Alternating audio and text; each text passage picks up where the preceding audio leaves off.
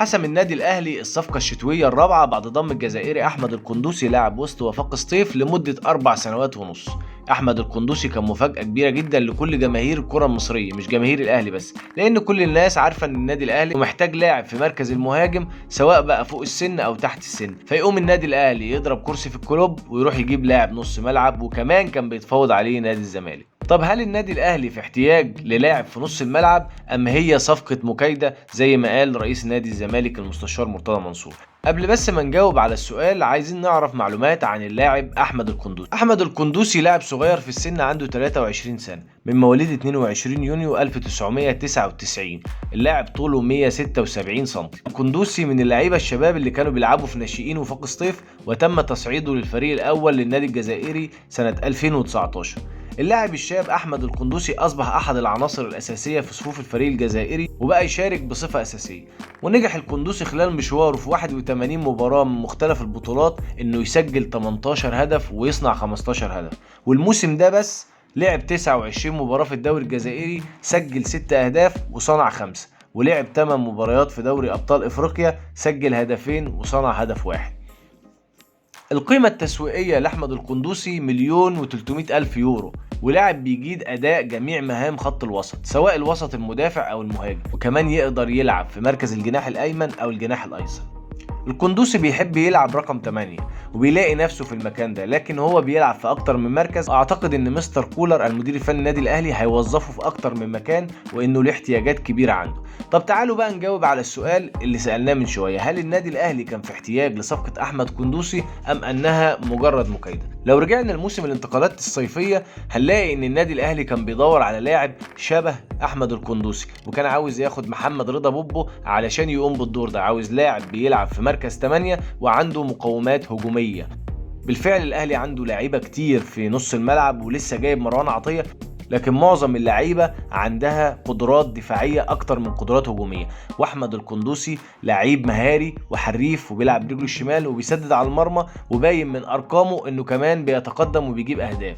طيب هل مستر كولر محتاج النوعيه دي من اللعيبه؟ طبعا. لو انت بصيت وركزت في اداء النادي الاهلي في الفتره الاخيره والتشكيل اللي بيلعب بيه النادي الاهلي، هتعرف ان احمد القندوسي هيكون لاعب مهم جدا في طريقه لعب النادي الاهلي. النادي الاهلي بيلعب 4-3-3، ولو لاحظنا في المباريات الاخيره كنا هنشوف ان مستر كولر حب يطور اللعيبه اللي بتلعب في الحته دي في مركز 8، وان يبقى عندهم مهام هجوميه اكتر وادوار هجوميه اكتر. وشفنا ده لما ديانج في احد المباريات اخترق صفوف المدافعين وسجل هدف، وطلع مستر كولر وقال ده انا حاولت اعمله مع ديانج وطلبت منه انه يتقدم بالكرة وان يبقى عنده مهام هجوميه.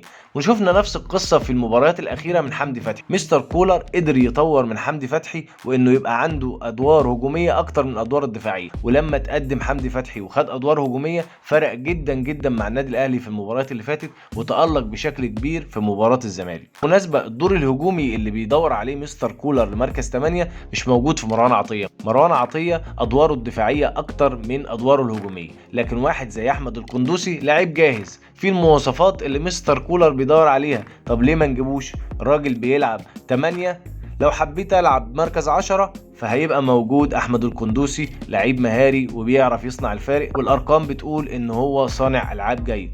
طيب لو حبيت العب من غير مركز 10 فده لعيب رقم 8 يقدر يصنع الفارق، وكمان له ادوار دفاعيه وبيعرف يستخلص الكوره من ورا ويطلع بيها لقدام وبسرعه كبيره جدا.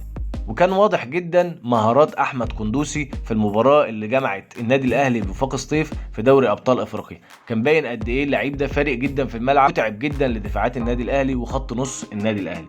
إذا أحمد القندوسي صفقة مهمة للنادي الأهلي وكانت ضرورية للنادي الأهلي، والنادي الأهلي في كم البطولات اللي هيشارك فيها وكم المباريات اللي هيشارك فيها وكثرة الإصابات عنده في المركز ده. حمدي فتحي يتصاب يرجع عمرو السولية، عمرو السولية يتصاب يرجع ديانج، فعنده كثرة في الإصابات في مركز خط النص، فهو محتاج لعيب بمواصفات أحمد القندوسي. أحمد القندوسي لما لعب رقم 8 في 33 مباراة سجل 8 أهداف وصنع 7 أهداف، وشارك في 25 لقاء كرقم 6 سجل 6 أهداف وصنع 4 أهداف، ولما لعب رقم 10 في 23 لقاء سجل هدف وصنع 5 أهداف، ولما لعب في مركز الجناح الأيسر لعب 20 مباراة سجل فيهم 6 أهداف وصنع هدف، ولعب مباريتين 2 بس كجناح أيمن، سجل هدف وصنع هدفين. أرقام اللاعب القندوسي تؤكد أنه صفقة هائلة للنادي الأهلي. كل التوفيق للاعب الجزائري أحمد القندوسي، وكل التوفيق للنادي الأهلي.